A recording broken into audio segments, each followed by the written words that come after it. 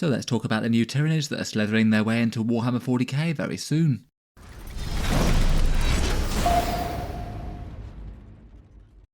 Hello and welcome back to Warspecs Tactics, where today we're talking Tyranids, and in this video I thought we'd take a focused look at the new Tyranid Ravener models, talk briefly about their lore and current models, their rules on the tabletop, and then focus on the new kit and how they seem to have changed things for the model appearances and how that might affect their in-game performance.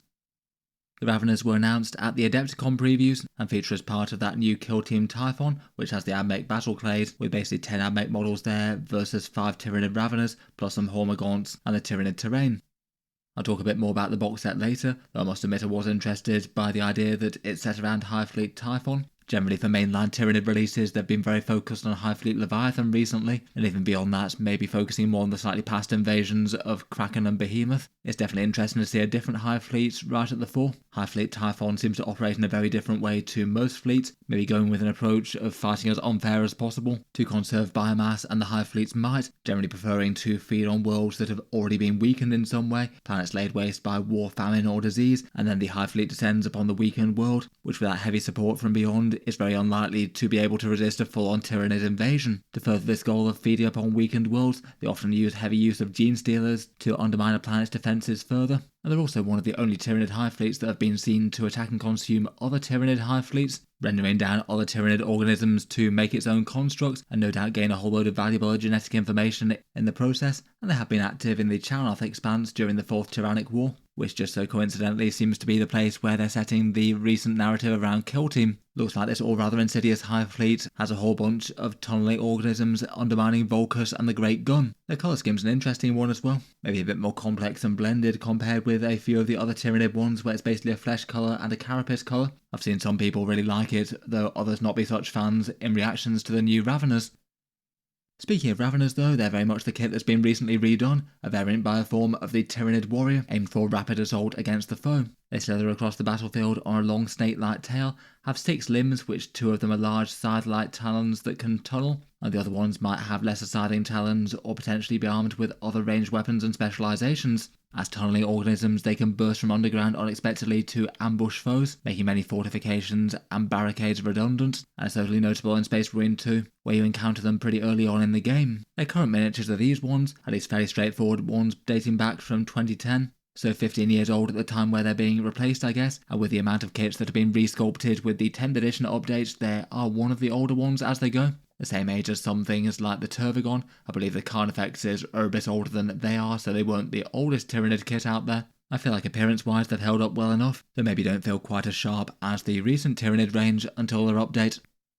In game at the moment, they're 75 points for 3 of them, or 150 points per 6. They're at least fairly similar with Tyranid warriors, having 3 wounds at toughness 5 with a 5+ save, though it can be a full plus if you don't take the thoracic bioweapon that they have. They move quite fast at 10 inches and have deep strike. They have a whole flurry of attacks in close combat, no less than 7 attacks each with strength 5, AP 1, damage 1 and twin linked, and that does mean that they're likely to stack a whole load of wounds on anything less than toughness 10. They're definitely going to be a lot more effective at skirmishing with maybe light to medium infantry as opposed to Terminators or tanks and vehicles. The thorax weapons maybe feel a little bit take or leave versus the 4+ save that they have. A little bit of extra damage against something they're already good at versus being a little bit harder to remove. Doesn't feel like there's loads in it to me. I maybe lean towards taking them. And then for special rules they have the Vanguard Invader keyword, so can use the Vanguard Onslaught far better than most. And then they have their rule to burrow on and off the board called Death from Below, returning to reserve at the end of the enemy turn and then can turn up via Deep Strike next turn if you want to. And that means they can be really quite an interesting unit for doing secondary objectives and things, or maybe threatening enemy home field objectives if they leave things unscreened or late in the game. It seems like at their 75 point cost per 3 of them, they're seen as adequate by Tyranid players. I haven't really seen too many lists go heavy on them, but I've certainly seen a fair few people take a single unit for utility, maybe even a big unit, perhaps in Vanguard Onslaught. They generally seem to be usable but not crazy standout for the Tyranids. As we know though, they've certainly had a resculpt. As a kill team kit, it means they've had a whole bunch of different options added to their units. As is often the case, you basically get the choice to build every single Ravener either as a kill team specialist or as a more standard Ravener warrior. Given that the main shown off release for them has been for the kill team set, it means that we've only really seen the kill team specialist versions of them, though it's not exactly too hard to imagine the more generic version of them. I feel like a Tyranid kill team has been quite a long time coming as well. It's perhaps surprising just how long it's been and how many different kill teams they've released that they didn't decide to do one for a major faction like the Tyranids before now. It seems that the majority of the Raveners tend to be at least fairly similar besides their top limbs and head. It doesn't appear that any of them have those thorax bioweapons anymore, just a more regular armoured carapace, and then a bunch of other scything talons and a few have sort of rending claws. For the middle set of limbs, they look a fair bit sharper and I feel like they've got quite a good sense of motion as well. For the specialist though, first up we have one called the Fell Talon, who looks like he's got some envenomed blades there, and maybe some venom sacs in his mouth too. Not sure whether they'd get 40k rules or not, they do seem kind of distinctive versus the rest of them. I guess they might hit a bit harder or have some anti-infantry rule. Then we've got a squad leader for them, seems they're headed up by a Ravener Prime. Looks like he's got some fairly normal claws there, a set of rending claws. I guess the big upper claws are a little bit more armoured and barbed. He does have quite a nice fancy head crest as well. I'm not sure how different his rules will be in 40k, though I guess they have some precedent of some squad leaders doing things like the Neurothrope. Then we've got one called the Tremor Scythe. Kind of fun that his model actually has him just bursting straight out from the ground like that, with a bunch of buckled up concrete slabs underneath him. He's got a sort of Tyranid sensory array on his head, which in their stream they described as a hypersensory array to detect vibrations and chemical signals, including the opponent's fear. Then we've got probably the most different one, which is called the Venom Spitter. This guy's got a great big toxin sac type thing on his back, which I guess being the Tyranids is probably some sort of weapon beast of some kind. That's hooked up to his face, so it does look like he can spit venom at his foes as you'd expect. And seems to me like that's almost definitely going to have a 40k profile, some sort of close range, infantry killing firepower. I guess it might even have a torrent attack. Then for the last of them, we've got an up-armoured one that seems to be a sort of tank and damage dealer, this one called a Wrecker. He's armed with what looks like some small crushing claws, and a great big split jaw style thing, which maybe reminds me of the Morlock a bit, and seems that he's got a sort of mace club on his tail as opposed to spikes and spurs.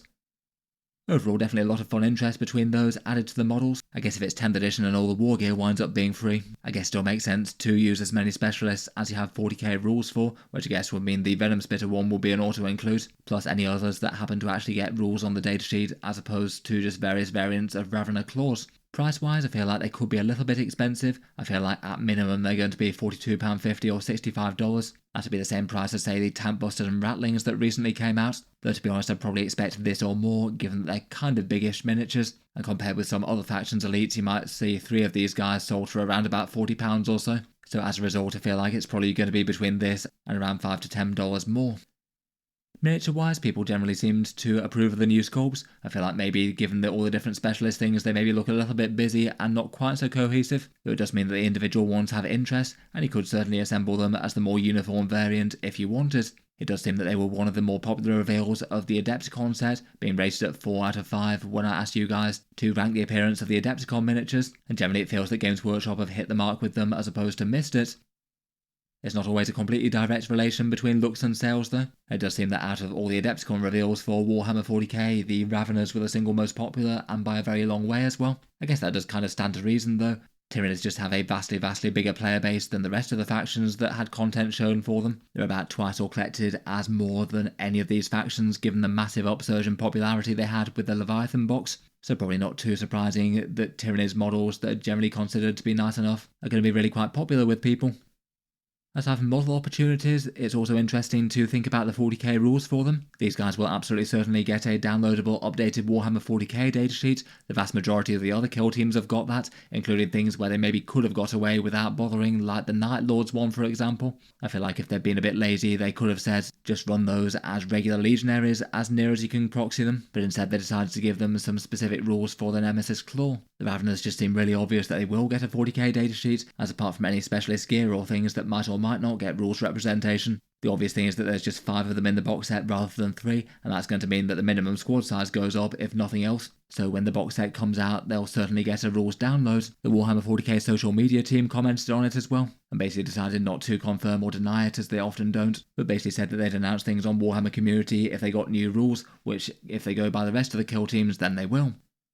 For the actual changes for Tyranids armies, I'd be surprised if they mess around with their special rule. I feel like the general flavour of them would be very similar. Fairly fast and pretty good at blending lighter infantry. I'd guess they'd keep the special rule the same, as that just seems to represent what they do in the lore rather well, burrowing around the battlefield and causing chaos. For the rules changes, the minimum unit will be 5 now, and I feel like that could be a weakness compared with the 3 model unit that they were before. It's going to mean that you wouldn't be able to field them as a small problem solving and minimum investment action doer unit, and that's definitely one of the roles that Tyranids use them for currently. It means that if you're paying for a whole bunch more muscle and bodies on the table, then you're going to have to pay more points for it, and that means they just won't be very efficient to have that amount of points burrowing around the board doing secondary objectives. I guess it'd probably mean that they're going to need to sell themselves far more in a sort of mix between their damage and their utility, or just justify themselves as an outright damage and defense style unit. Otherwise, as mentioned, I suspect that close range shooting attack in the thorax bioweapons might be gone, and they'll probably just get the 4+ save as standard on their profile. And then my guess would be that probably some but not all of the kill team adaptations get some rule support. As mentioned, the one that seems certain to me is the Venom Spitter one. Maybe the Venom Claws or the Crushing Clawed ones might get support, or they might not, and potentially the Prime might do something different. I feel like they maybe have to strike a bit more of a balance in 40k without giving every single model a different profile to resolve when it gets to melee, as that's just kind of annoying really, particularly as the war gear's free and there'd be big incentive to take them all. I wouldn't really be against the Venom thing and the Crushing Claw one doing something fun though if they fancied it. Getting back to their release, and as mentioned, they're going to be coming out in Kill Team Typhon, which seems like it's quite a big and busy Kill Team box set compared with some of them. As mentioned, they've got the Abmech plus their Techno-Archaeologist character, the 5 Raveners, 10 Hormagaunts, the Tyranid Terrain, and the Kill Team rules and counters. The release date for the box set might not be for some time potentially. We have literally just had Blood and Zeal shipping out for the Khorne Cultists versus the Sanctifiers. And at the moment we've been roughly getting Kill Team boxes roughly around about 3 months or so it could be something like mid to late May before we hear about pre-orders for this. Definitely not guaranteed though, Games Workshop release cycles seem to move in mysterious ways. I have a feeling that the box set will be quite an in-demand one, and due to the Raveners more so than the Battleclade, and if they sell out as fast as Kill Team box sets often do, that might mean that they go through a period where it's kind of hard to find them for the 3 months or so until they eventually release them individually. I guess it's nice to have some Tyranid Terrain in the box set as well, to have some additional stuff for Tyranid collectors to make it worth picking it up, and plus having 10 Hormagaunts in there as well. Just feels like between all of this, it's going to be quite a tempting box set for 40k Tyranid collectors. It feels a bit overall justifiable, more so to me, than maybe some of their Versus box sets where perhaps you might just want literally the unit and aren't so bothered about the other team or terrain. Having 3 Tyranid units in there is quite a bit. The Abmech Battleclade certainly seems to be an in-demand one from the people who want to pick it up. Though as mentioned, Abmech have a far smaller player base versus Tyranids, so I feel like it's probably going to be easier to find these on the second-hand market after the box sets sell versus the Raveners. It does look like, compared with most of the other Kill Team box sets though, there's perhaps a surprising amount of stuff in this though. Basically 2 Kill Teams plus then Hormagaunts and a different Abmech character, as well as the usual terrain piece, so maybe 2 extra units compared with what you might expect normally. Just roughly estimating the cost of the Tyranid Terrain, the Raveners and the Servitors, it looks like it's around about $277 in a box, which Games Workshop often seems to price around about the $140 mark, and if it does seem to be something like that, then it would imply that there's around about a 50% theoretical discount in it, which is far more than normal. As a result though, it could just mean that Games Workshop choose to price it higher. They have been varying the Kill Team box sets at least a little bit. The Blood and Zeal one was a bit cheaper, for example.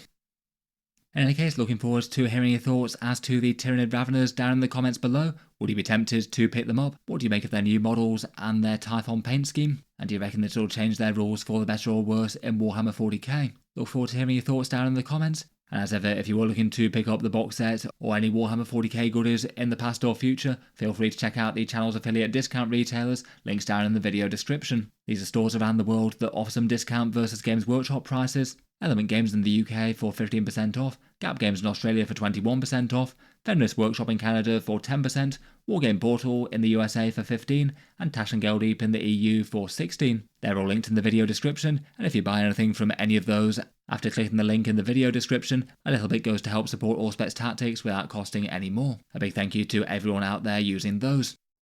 I'll leave this there for now though. Feel free to subscribe to Auspex Tactics if you'd like to see more like this. I'll certainly keep the regular 40k videos coming, with new ones out just about every day. I'll certainly look forward to reviewing Tyranid Ravener rules when we eventually get them. If you've been enjoying all the videos on the channel, I would just like to mention that Auspex Tactics has a Patreon page as well, if you'd like to support more directly and see certain videos and enter for the giveaways and things. That's also linked down in the video description. But in any case, an absolutely massive thank you for listening, and I'll hope to see you guys next time.